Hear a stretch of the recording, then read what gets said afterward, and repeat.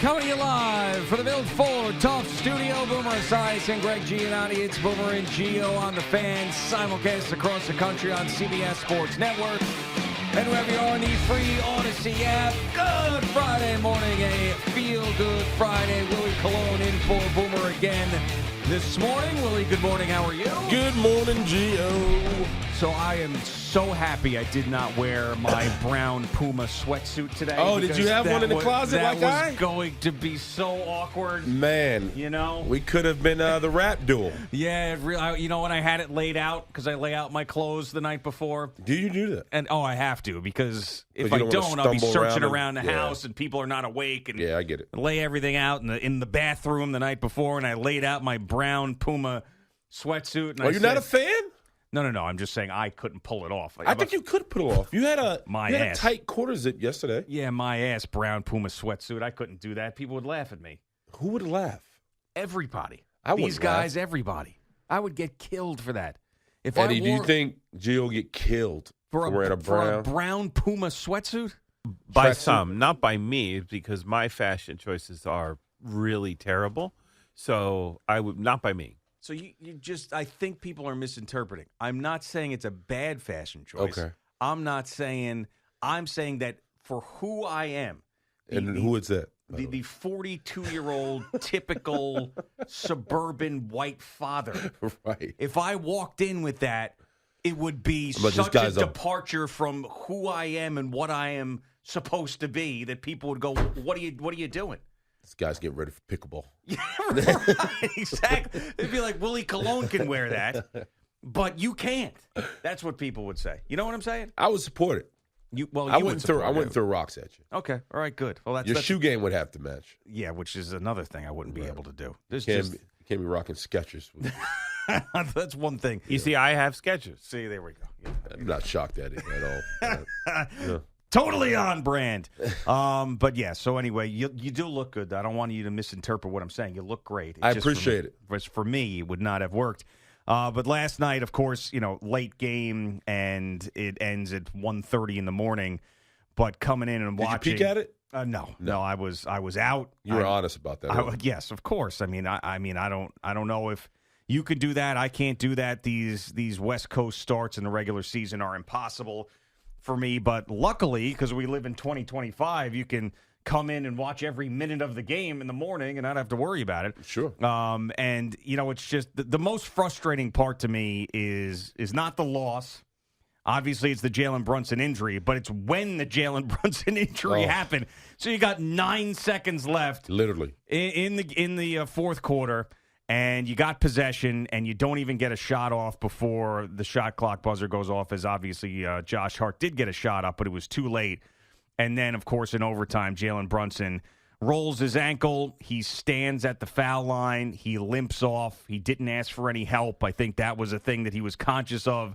And they're saying just a sprained ankle. I don't know if you've ever had a high ankle sprain. No, but I've had ankle sprains. Yeah, they suck. And where he was grabbing it, it was like in the front of his. I mean, he landed on Austin Reeves' shoe. Yeah, and I mean, Josh Hart after the game, he was asked about the injury because obviously they're bros. Yeah, and he's expected to. He may have to step out a couple of games. Yeah, well, it's good. I think it's good. It could be more than that than just a couple of games. I mean, Jalen, that's nasty. Yeah, see that right there. That looks like he tore something. Yeah. Well, aren't sprains that anyway? Like that you kind of tear something in a sprain? There's grade 1, grade 2, grade 3. I mean, But he was money good last night, man. He was tough. It was him. He was into it. He felt the atmosphere and the moment. He's going toe to toe with both Luka and LeBron in this game. Luka had 32, LeBron had 31. I mean, and he was battling. It was awesome. I mean, even though I'm sitting there and watching the highlights and know what happened, it was just awesome. You could just tell how important that game was to him. And then he going down in a heap like that is just brutal. So we're not going to know. I think the Knicks have become, this is going to be one of those things where you're not going to get a thing from the Knicks, but you're going to get something from one of the NBA insiders. Because the Knicks have been so clandestine with their injuries and letting people know what's going on. You have no idea. But there'll be somebody will pipe in, Shams or whoever else will pipe in with whatever is going on with Jalen Brunson. You just hope it's not, weeks Well, they're on a 5-game West Coast trip. You're not going to see him any one of these games. You think he's done for the whole that's trip? That's what I would think. That's what I would imagine. That's what I would do anyway. Now, if I remember, he's a relatively quick healer when it comes to things. Well, that's what I'm like, saying. I think he sits out the next game, but he'll play the last 2 of the trip. Really? Yeah. You're that He's tough like that. He's old school. After seeing that regular season, you're basically locked into where you're locked into. The way treatments are now, the way guys can heal, the way guys can rehab themselves back onto the court. He's not a guy who you think cries ouch a lot. Yeah. He's going to play through some things. So I think he'll be back out there. But it looked nasty. It didn't look good at all. Yeah. I mean, and I hope it's not a high ankle sprain. Those things linger. Those are the worst ones. I mean, those are basically breaks in a way. Like they're like Tua had surgery on his. There's been guys who have had that surgery on it. 100%, yeah. So, I mean, you don't want to – I mean, it could go one of two ways. It could be Which is not reported. They're not saying high ankle. No, they're not saying that right now. They're just saying ankle sprain. And, the way before seeing him turn his ankle and then when he was, like, grabbing at it, I was but like... But he's tweaked it before, right? Didn't he have a couple ankle injuries last year? Yeah, but yes. And then also... And then nothing that looked that severe. That looked nasty. And they also had the fractured wrist at the end of the year, too, which obviously was at the last game, couldn't play and all of that. But, yeah, I mean, we'll wait and see. But it's not ideal. And the fact that it happened as late in the game as it did with him dominating...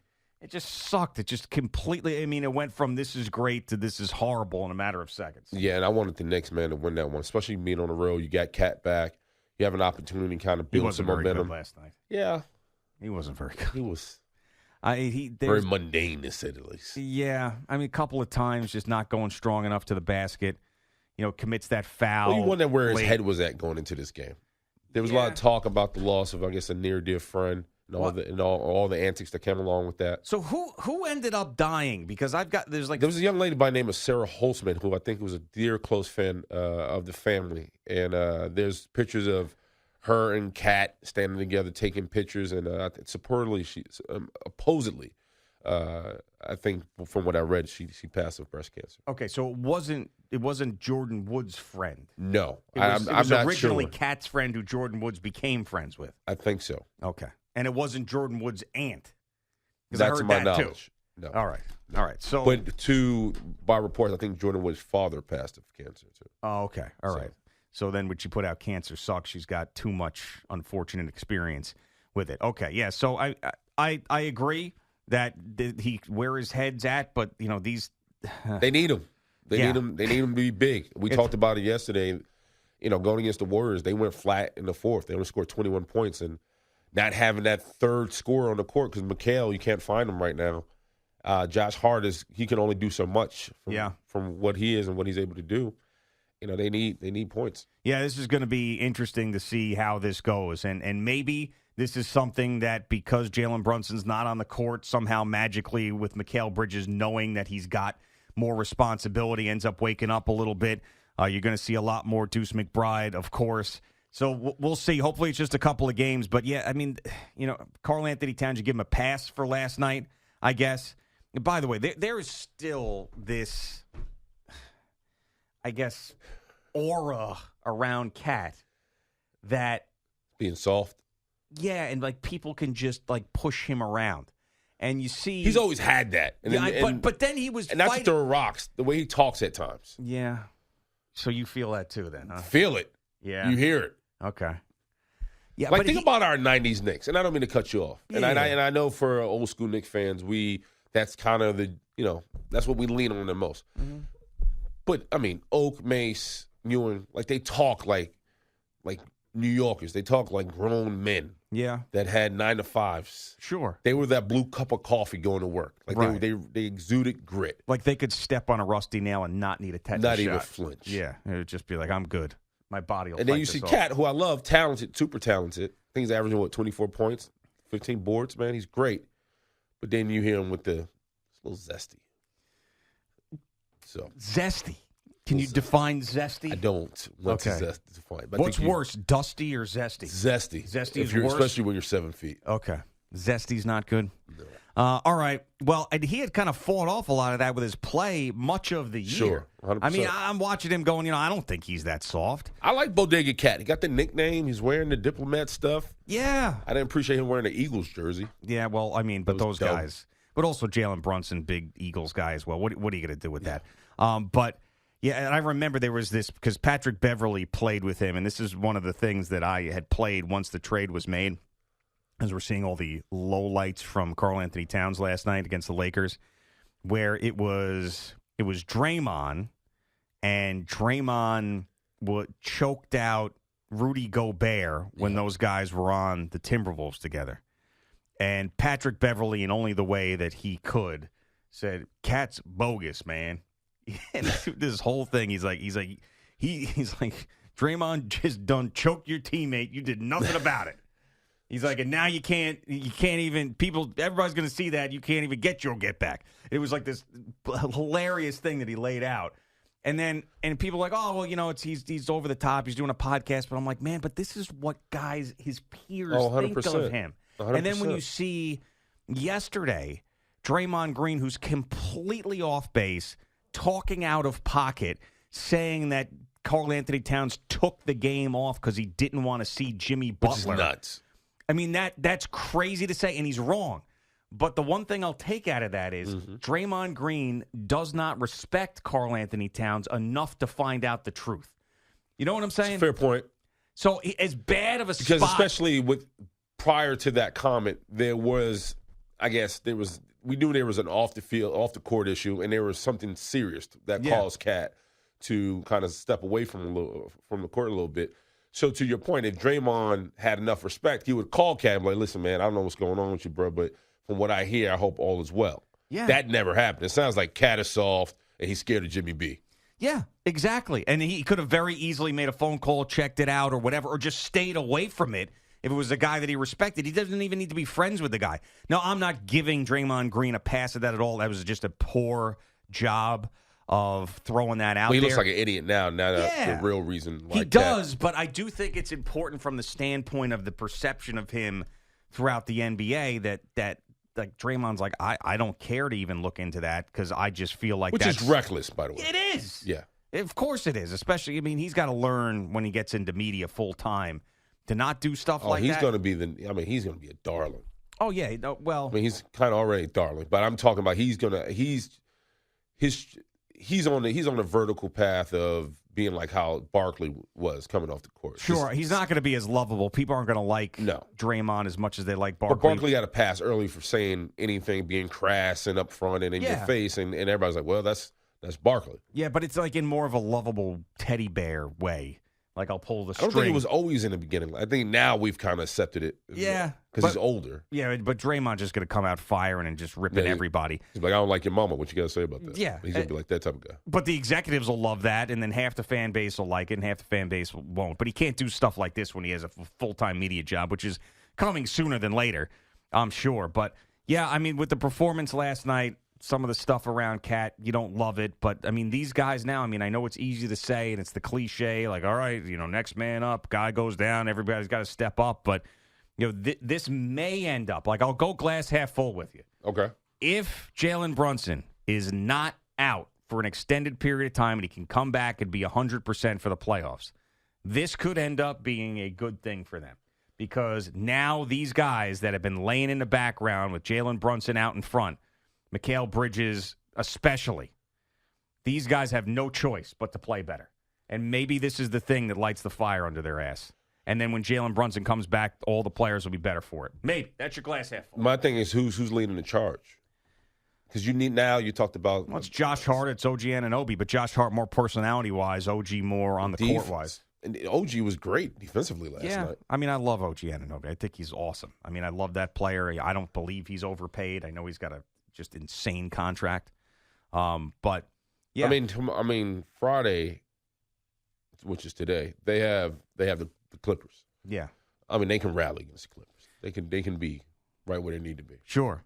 And then, what was it, Brian Anderson who's doing the game, or whoever was calling the game on TNT last night, as Jalen Brunson is limping off the court. He was just standing there at the foul line. He goes, the Knicks have a game tomorrow. And I'm like, you really think he's going to play tomorrow? What are you, nuts? Well, I think that's I think that's a tip of the hat to Brunson, that people think he's that tough that he can turn it around. No, I just think that was a stupid comment by the guy. He's not playing back-to-back when he's limping off the court like 9 seconds left in the game. He's like trying to throw something out there. Oh, man. Yeah, I hate to think like that, where I'm like, if they just win in regulation, he wouldn't have gotten hurt, because he could have gotten hurt in the next game, and the next game, and the next game. Anything could happen. But that's what I was thinking. I was like, if you just win the game in regulation, you got a healthy superstar, and he doesn't turn his ankle in overtime. And by the way, Luka does not look like a fat hookah-smoking drunk, does he? I don't know. Where did that come from? I mean, because he looks great. I mean, it came from the Dallas Mavericks and people putting that stuff out there. But I'm talking about Gio. When he landed with the Lakers, I remember in warm-ups, he took off his outfit, and the first reports was like, Luka doesn't look out of shape. No, like it wasn't like we were all expecting a pot belly, maybe unshaved, unhinged by some standards. Yeah. But he looked good, and he is finding his way. I mean, he looked great, and he's settled right in. By the way, LeBron looks great. LeBron looks amazing at 40. I thought last night too. Like if it won't happen because the Knicks won't get there, unfortunately, and I don't think. I mean, the Lakers could, I guess, but what a finals that would be, huh? Knicks, Lakers. Oh, my God, would that be amazing. Could you imagine the city? Oh. I remember, was it 2 years ago when I think we won one playoff game? Yeah. And Madison Square Garden was on fire. The streets were on fire. I remember being uptown in the Bronx, and people were just, like, giddy. Just giddy to the point where it was just, like, I'm like, man, we've only won one playoff game. What's going on right now? People were sitting on cars like, we're going to the championship. Yeah, that was the Bing Bong. Yes, that whole movement. The Bing Bong, yeah. Spider-Man everywhere. People throwing on random Spider-Man outfits. Costumes. And then you think about the Lakers with Luka and LeBron coming here in an NBA Finals.